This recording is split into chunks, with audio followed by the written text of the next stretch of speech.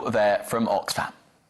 Right, have you ever wondered what the life of a musical theatre performer is like? Well, wonder no more. Alexander Bermange is the writer of I Wish My Life Were a Musical. He joined London Live's Sarah Firth to talk about the inspiration behind the critically acclaimed musical and give us a glimpse of some of the highs, lows and everything in between of life on and off the stage. But then if my life were like a musical, I know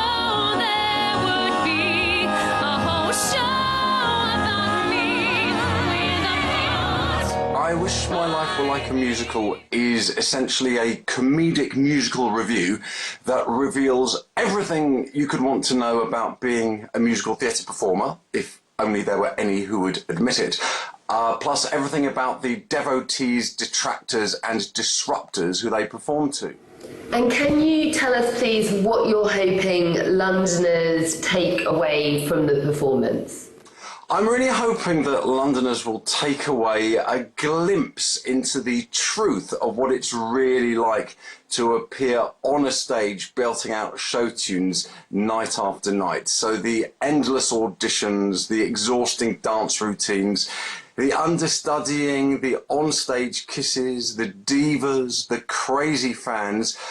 Plus, I'm also hoping they'll take away a little bit more of an insight into the lives of some of the other people in the audience, such as the super fans or the secret fans, or the musical haters who've been dragged there, or those who keep talking or texting or stuffing their faces or singing along, because all of these diverse characters are presented in the show, both those who are on the stage and those who are in the seats. My background is partly in writing musicals and music and songs for theatre, and partly in writing comedic songs for the radio.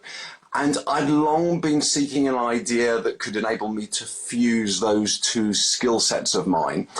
And several years ago, a piece of mine was done on a cruise, and I was on board the ship for a couple of weeks, and something that I noticed every evening when I was dining with the cast and creative team around a big table was the frequency with which passengers on board the ship would gravitate towards the cast members seated at our table and ply them with all kinds of questions about their day-to-day lives. And they seemed genuinely surprised and fascinated to learn that even the lowliest chorus member was not ferried from their front door to the stage door of the theatre in a chauffeur-driven limousine, or similarly that when a show went on tour they weren't put up in glamorous five-star hotels all around the country.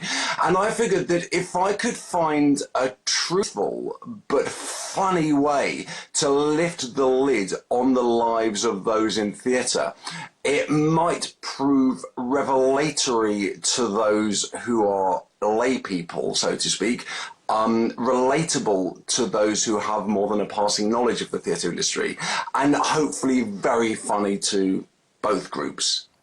And you can watch that musical on at Wilton's Music Hall until September the 9th. A final check on the weather before the end of the show now. Tonight, it's staying warm at 21-22 degrees with some light rain around, dropping overnight to 17. Tomorrow morning, remaining chilly before climbing to high